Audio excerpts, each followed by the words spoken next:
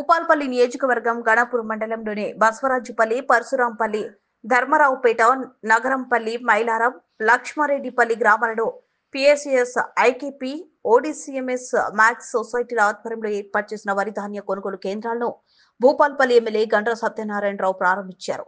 అనంతరం ఆయన గ్రామాల్లో మాట్లాడుతూ రైతుల మద్దతు ధర పొందాలంటే ప్రభుత్వం ఏర్పాటు చేసిన కొనుగోలు కేంద్రాలకే వరి ధాన్యాన్ని తీసుకురావాలన్నారు.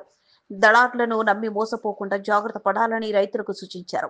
ధాన్యం రాబోతున్న రైతులకు ఎలాంటి ఇబ్బందులు తలెత్తకుండా నిర్వాహకులు తగిన ఏర్పాట్లు చేయాలని ఎమ్మెల్యే అక్కడున్న వివిధ శాఖల అధికారులకు ఆదేశించారు. కొనుగోలు ప్రక్రియ సాఫీగా సాగిన అధికారులు ప్రతిరోజు పర్యవేక్షణ చేయాలని తెలిపారు. ఈ కార్యక్రమంలో ఎమ్మెల్యే వెంట పిఎస్సిఎస్ చైర్మన్, ప్రజాప్రతినిధులు, పలువురు కాంగ్రెస్ పార్టీ నేతలు, వివిధ శాఖల అధికారులు, కార్యకర్తలు, రైతులు, గ్రామస్తులు ఉన్నారు. వడ్ల కొనుగోలు కేంద్రాలు ఈరోజు గన్పూర్ మండలంలో పరశురాంపల్లి, బసవరాజుపల్లి, ధర్మరావుపేట, అదేవిధంగా నగరంపల్లి, ఇక్కడ మైలారం, లక్ష్మారెడ్డిపల్లి ఈరోజు పిఎస్సిఎస్ ద్వారా, రైతు సంఘాల ద్వారా ఈరోజు ప్రారంభించడం జరిగింది. ఈ సందర్భంగా రైతు సోదరులకు నేను విజ్ఞప్తి చేస్తున్నాను. 40 కిలోల 650 గ్రాములు కాంట పెట్టుకోవాలి. పెట్టాలంటే వడ్లు రైతులు తాళ్ళు లేకుండా తేవాలి. తేమ శాతం అంటే ఎండాకాలం ఎట్టి పరిస్థితుల్లో వస్తుంది. కానీ తాళ్ళను శాతము రావాలంటే ఈ యొక్క కోత మిషన్ ఏదైతే ఉందో 18వ నంబర్ పెడితే బ్లోయర్ ఎక్కువై గాడుపు ఎక్కువతో వెళ్ళిపోతుంది అనేది చెప్తున్నారు. కనుక 15వ నంబర్ పెట్టడం వల్ల తాళ్ళు కొంత ఉంటుంది. దాన్ని కోత కోసుకునేటప్పుడు మీరు ఆ కోత మిషన్ ఆపరేటర్కు మీరు చెప్పుకొని రైతు సోదరులు 18వ నంబర్ పెట్టించేసి తాళ్ళు లేకుండా తేవాల్సిందిగా నేను విజ్ఞప్తి చేస్తున్నాను. ఒకవేళ తాళ్ళు ఉన్నట్టయితే మీరైతే ఇక్కడ ఉన్నటువంటి ప్యాడీ క్లీనర్తో క్లీన్ చేసి వడ్లు ఇవ్వండి. ఎందుకులే మేము ఇస్తాము, వాడు ఏదో కిలో కట్ చేసుకొని అని అంటే వాడు దోసుకుంటున్నాడు. రైస్ మిల్లుకు అవకాశం ఇవ్వకండి దయచేసి. 40 కిలోల 650 గ్రాములు తాలు పేరుతో, మట్టి పేరుతో దోపిడీ చేయనివద్దు.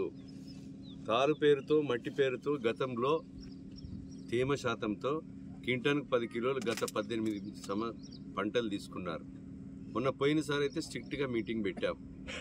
రైతులే 1 కిలో 35 గ్రాములు పోతమే 42 తీసుకొని అంటే వదిలిపెట్టారు. నిన్న కూడా డిస్ట్రిక్ట్ కలెక్టర్తోని, అదేవిధంగా అడిషనల్ కలెక్టర్ రెవెన్యూతోని, మరి డిఎస్ఓ, డిఎంఓ, డిసిఓ, మరి జిల్లా అధికారులు, రైస్ మిల్లర్ల సంఘం నాయకులతోని, ట్రాన్స్పోర్ట్ కాంట్రాక్టర్లతోని, ఈ పిఎస్సిఎస్ కానీ, ఓడిసిఎంఎస్ కానీ, ఇతర సంస్థలు ఐకేపీ కానీ నడిపే వాళ్ళకు కూడా నిన్న స్ట్రిక్ట్గా చెప్పడం జరిగింది. రైతులు ఎట్టి పరిస్థితుల్లో దోపిడీకి గురి కావద్దు. రైతులు తాళ్ళు లేకుండా తేవడం జరుగుతుంది. తాళ్ళు పేరుతో దోపిడీ జరిగితే రైస్ మిల్లర్ మీద కఠినమైన చర్యలు ఉంటాయి. ఆ మిల్లును సీజ్ చేస్తామని చెప్పడం జరిగింది. ట్రాన్స్పోర్ట్లు సకాలంలో లారీ రాకపోతే ట్రాన్స్పోర్ట్ కాంట్రాక్టర్ లైసెన్స్ రద్దు చేయడమే కాకుండా బ్లాక్ లిస్టులో పెడతాం. ఈరోజు రైస్ ఏదైతే వడ్లు కాంటా అయిపోయిన తర్వాత కొనుగోలు కేంద్రం వాళ్ళకి మళ్ళీ చెప్తున్న డీసీఓ గారు కూడా ఉన్నారు. ఏదైతే ట్రక్ షీట్, రీసీట్ ఇవ్వాలి, ట్యాబ్లో ఎంట్రీ చేయాలి, రైతు పని అయిపోతుంది. ఆ రిసీట్ తీసుకొని ఇంట్లో పడుకోవాలి.